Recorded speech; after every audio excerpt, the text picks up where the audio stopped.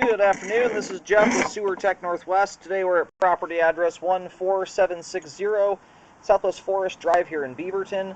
We're located at the front of the home. We're off to the right of the front doorway. We're right over, maybe a couple feet in from the front right corner of the house. We have a 4-inch cast iron cleanout as our point of access. I'm going to insert the camera and check the overall condition and serviceability of the sanitary sewer line. We currently have water running. Once we get the cobwebs cleaned off of the camera here, we'll zero out the length counter right at the base of the cleanout, and we'll refer to that spot as the point of access. Here we go.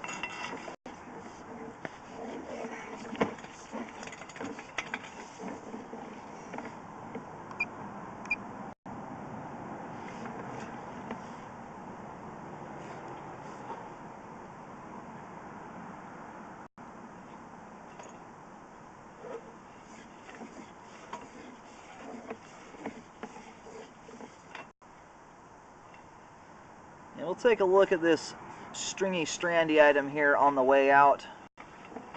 More than likely it could be a root. We'll take another look here in just a minute. With the water in the way, it makes it kind of hard to tell. It could just as easily be a tampon or something else that looks like a root.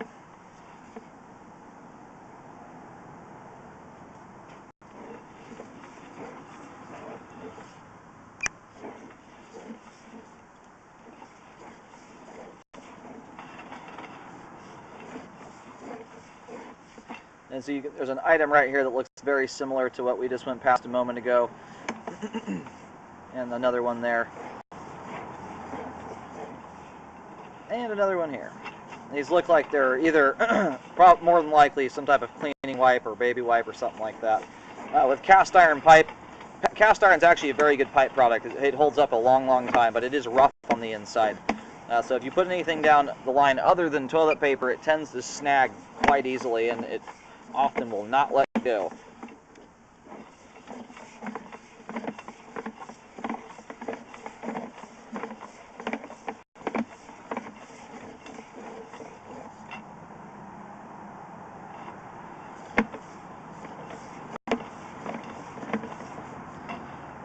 Yeah, there's quite a few of these in the line here. We'll see if any of them break loose on our way out, but I'm likely going to recommend a Hydrojet to remove those things. I think I've counted like 8 to 10 of them so far. And for the most part, they're staying out of the flow line, but if any of those detach and get stuck in the flow line and cause a clog,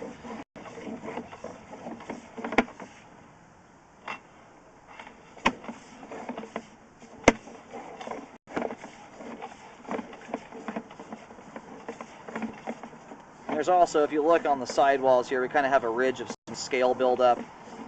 The thing you have to be careful with, and you want to talk to the drain cleaning company before jetting. You want to make sure that they will remove any scale that gets knocked loose. Sometimes you can jet a line and end up knocking a bunch of stuff loose from the sidewalls, and it can be difficult to clean out of there. So just want to make sure that they'll guarantee that they'll remove all the wipes from the line as well as any scale that may knock loose. We do have a root intrusion here at 65 feet out, or 66 feet. This is also where it's transitioning over to 6-inch concrete pipe.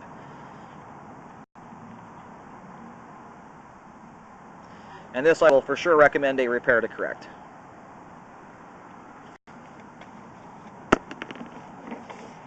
And we'll get that mapped out here at the end when we reel the camera out. It looks like, minus the root issue there, we still have good flow through the flow line, which gives you the option of looking into doing a pipe liner, which is a trenchless repair technique where you don't have to dig the line up, so keep that in mind. I'm looking off to the left side of the screen right now. It could honestly be an earthworm. They're not the most uncommon thing to see in a sewer line. But that is kind of looking like a root strand there. It looks almost too thin to be an earthworm. We may have a root that's actually penetrated the sidewall of the pipe.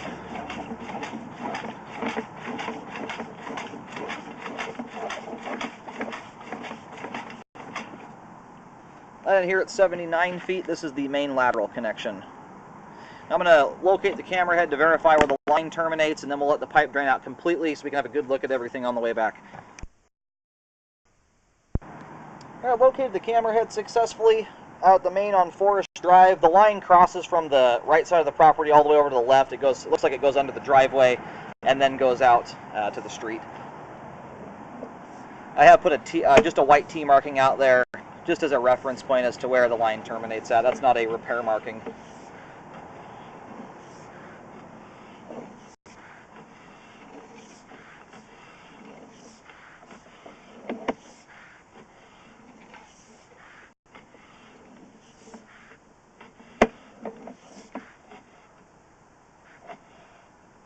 Alright, we're back here where the root intrusion is coming through.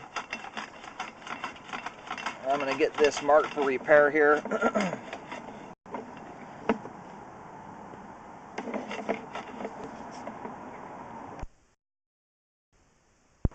I pushed the camera back out here while it was paused for a moment. I wanted to go back through this one spot because there was that one item that looked like it was either an earthworm or possibly a root coming through. I just want to double check it. I don't recall seeing it on the way back out.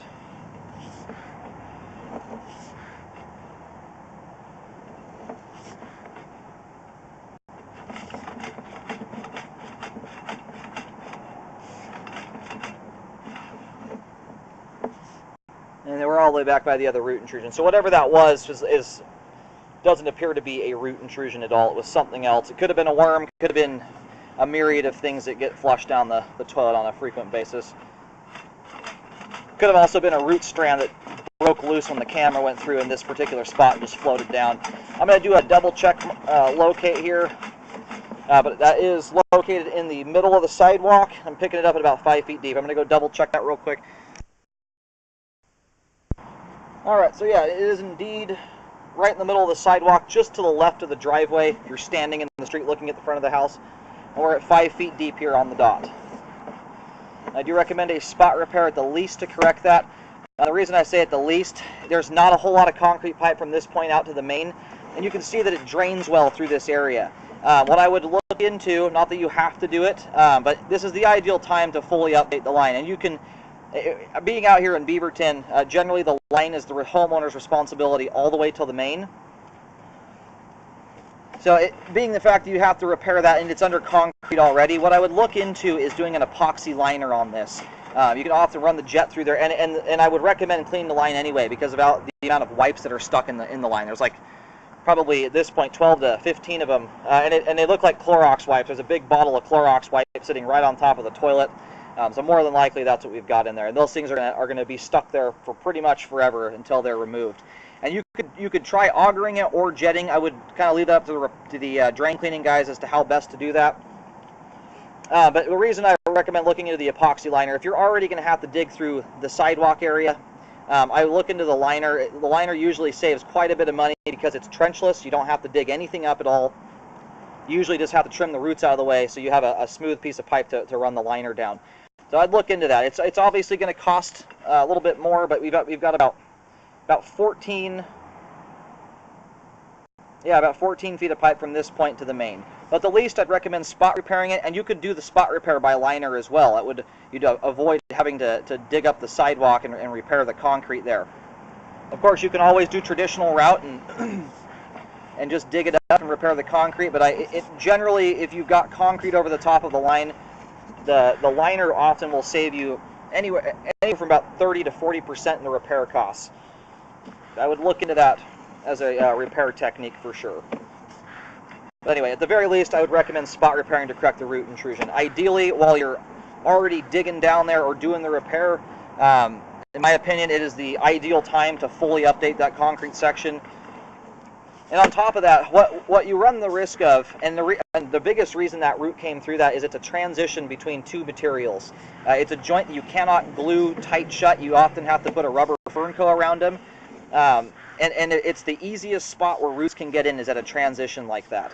The epoxy liner, at least in my experience, I've seen hold roots out much better. What happens a lot is you do a spot repair, you've got a nice new piece of pipe in there butted up against old concrete and cast iron, and if you still have an active live root system in the ground, it is not uncommon for those roots to re-intrude the sewer line within 1 to 2 years of doing the repair. So That's the reason why I recommend updating it. It's the most cost-effective and ideal time to do it when there's already a repair to do there.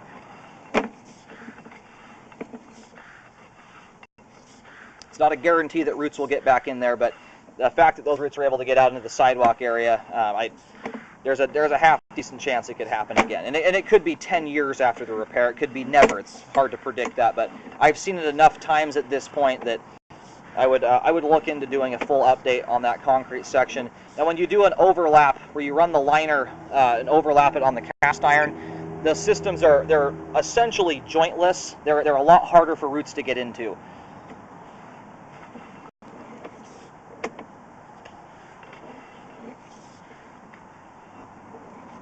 And then I also recommend, again, either an auger or a hydrojet to remove all the wipes from the line. And make sure you get a rescope done. You can do it after everything's all said and done, after you do the jet and the repair. But you want to make sure the thing is rescoped, make sure the repair looks good, and to make sure that the drain clean guys did their job and didn't leave anything behind. And that there's not a whole bunch of scale left over after they run the jetter through there. Now we're just about to reel the camera out of the line. Again, we've got the roots at 66 feet I recommend fixing, as well as a drain clean to remove the wipes from the line. Aside from that, all the rest of the pipe we saw there, cast iron's in good shape. Concrete showing some wear, but it also is in pretty darn good condition. The line, aside from the roots and the wipes, is functioning at this time. We still have proper slope and grade to the line. Those roots are ending up in the flow line, as well as the wipes are, as you can see on the way back out, they're coming into the flow line. So I recommend getting rid of those. Once the repairs and drain cleaning are done, we'll have a nicely functioning sewer line. And even at this point right now, it is still functioning. It's not clogged up or anything like that, but little maintenance to be done here.